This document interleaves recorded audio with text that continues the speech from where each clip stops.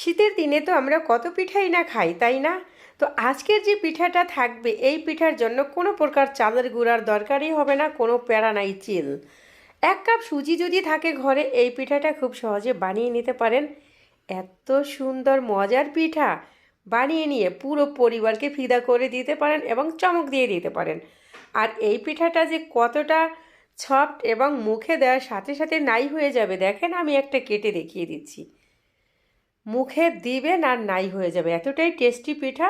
তো পিঠার রেসিপিতে যাচ্ছি। একটা কড়াই বসিয়ে দিয়েছি আর এখানে আমি ডিপ ফ্রিজে রাখা 1 কাপ নারকেল কোরানো দিয়েছি, 1/2 কাপ দিয়েছি পাটালি গুড়। আর এই নারকেল আর গুড় দিয়ে আমি ভিতরে পুরটা রান্না করে নিব। আর আপনারা আপনাদের পছন্দ মতো মিষ্টিটা বাড়িয়ে কমিয়ে দিতে পারেন। দেন আমার কিন্তু পুরটা বানিয়ে নেওয়া শেষ। এখন আমি নামিয়ে নিয়ে একটা সাইডে রেখে দিব। তারপরে একই কড়াইতে আমি ধুয়ে নিয়েছি আর 1 চামচ ঘি দিয়ে দিয়েছি। ঘির ভিতরে দিয়ে দিব এখানে হচ্ছে গিয়ে 1 কাপ সুজি। তো সুজিটা দিয়ে আমি 2 মিনিটের মতো ভেজে নিব। আর এখানে দিব স্বাদ মতন লবণ, সামান্য লবণ দিব।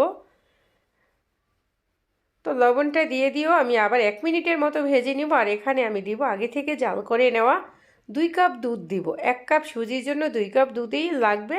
আর এই 2 কাপ দুধে এই যে ভিতরের যে মানে সুজির যে ডোটা একদম পারফেক্ট সফট হবে। তারপরে কিন্তু আমি 2 চামচ চিনিও দিয়ে দিয়েছি। আর চিনিটা দিয়ে সুন্দর সফট একটা ডো বানিয়ে নিয়েছি। আর দেখেন কিভাবে বুঝবেন, কড়াই থেকে যখন উঠে আসবে তখন বুঝবেন যে হ্যাঁ, ডোটা পারফেক্ট হয়ে গিয়েছে। এখন আমি নামিয়ে নিয়ে ঠান্ডা করে নিব, হাতে সহনীয় পর্যায়ে করে নিব, একবারে ঠান্ডা না। তো মোটামুটি ঠান্ডা হয়ে গেছে। আর এই পর্যায়ে আমি হাতের কাছে আপনাদের আটা ময়দা যেটাই থাকুক না কেন সেটাই দিতে পারবেন। তো আমি এখানে 3 চামচের মতো ময়দা দিয়ে দিয়েছি। ময়দাটা দিয়ে সুন্দরভাবে মেখে নিয়েছি। আর ময়দাটা যদি দেন বাইন্ডিংয়ের কাজটা করবে, পিঠাটা খুব সুন্দর হবে। তো আমি 2টা ভাগে ভাগ করে নিয়ে বড় বড় একটু রুটি করে নিব। আর এই পর্যায়ে আমরা যে রেগুলার রুটি খাই ওটা না একটু মোটা টাইপের রুটি করে নিব, দেখেই বোঝা যাচ্ছে। তারপর একটা কুকি কাটার দিয়ে কেটে নিচ্ছি আমি আমার মতো করে। আপনাদের হাতের কাছে বয়মের মুখা অথবা গ্লাস যে কোনোটা দিয়ে কেটে নিতে পারেন এই পর্যায়ে। তো এভাবে আমি সম্পূর্ণ রুটিটা বানিয়ে নেব। আর বানিয়ে নেওয়া শেষ। এখন আমি ছোট্ট ছোট্ট একটা রুটি নিব আর রুটির মাঝখানে দিয়ে দিব আগে থেকে বানিয়ে রাখা পুর। তারপর আরেকটা রুটি দিয়ে সুন্দর করে সাইডটা একটু চেপে চেপে নিব। আর চেপে নিয়ে সুন্দর একটা ডিজাইন এঁকে দেব। আপনারা এই কাজটা কাঁটা চামচ দিয়েও করতে পারেন। যারা এই ডিজাইনটা হাত দিয়ে করতে পারে না তারা কিন্তু চতুর্পাশ ছোট্ট একটা কাঁটা চামচ দিয়ে হালকা করে চাপ দেওয়াতেই কিন্তু সুন্দর একটা ডিজাইন হয়ে যাবে। তো আমি হাত দিয়ে দিচ্ছি, কারণ আমার যে ডোটা খুব সফট এবং নরম। তো দেখেন একে একে কিন্তু আমি 2টা আপনাদের সাথে শেয়ার করব আর বাদবাকি বানিয়ে নেব। পিঠাটা বিশ্বাস করেন এই শীতে যদি না বানিয়ে খান তো অনেক মজার একটা পিঠা খাবেন না। আগামী শীত আস্তে আস্তে কে বাঁচি কে মরি জানি না, তবে এই শীতে এটা মিস করবেন না।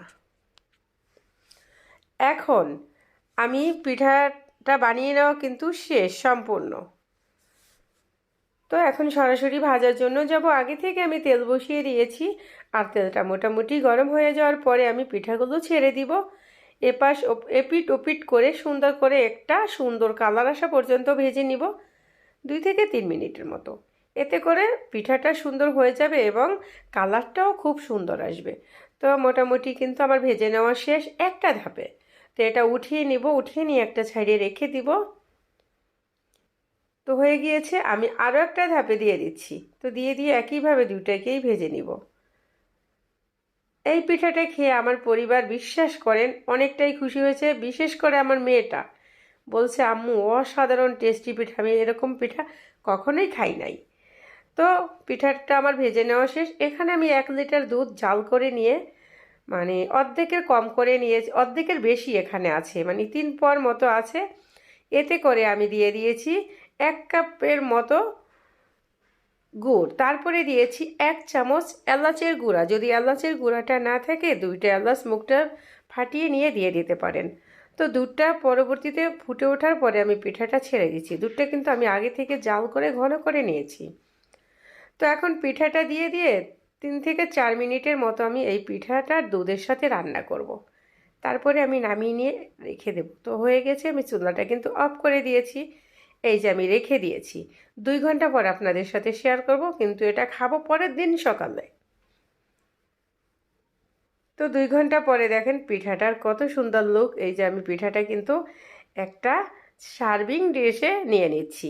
আর এটা দেখে বোঝা যাচ্ছে এটার ঝোলটা, বিশ্বাস করেন মুখে দিবেন হারিয়ে যাবেন স্বপ্নের দেশে। এতটা টেস্টি পিঠা আমি আগে কখনো খাই নাই। সত্যি সত্যি একটু বানিয়ে বলছি না, এই পিঠার টেস্টটা যদি পেতে হয় আপনাদেরকে পিঠাটা বানাতে হবে। তো পিঠাটা আমি নিয়ে নিচ্ছি, আর এখন একটু কাঠবাদাম দিয়ে ডেকোরেট করে নিচ্ছি জাস্ট দেখার সৌন্দর্যের জন্য। এটা টোটালি অপশনাল। আমি 4-5টা কাঠবাদাম কুচি করে নিয়ে এই যে নিয়ে নিয়েছি। একটা পিঠা আমি কেটেও দেখিয়ে দেবো, আর এটার ঝোলটা দেখেন, দেখেন কতটা সফট। দেখেন শুধু মুখে দিবেন আর হারিয়ে যাবেন স্বপ্নের দেশে। রেসিপিটা এই পর্যন্তই, পরবর্তীতে দেখা হবে। খোদা হাফেজ অ্যান্ড বাই।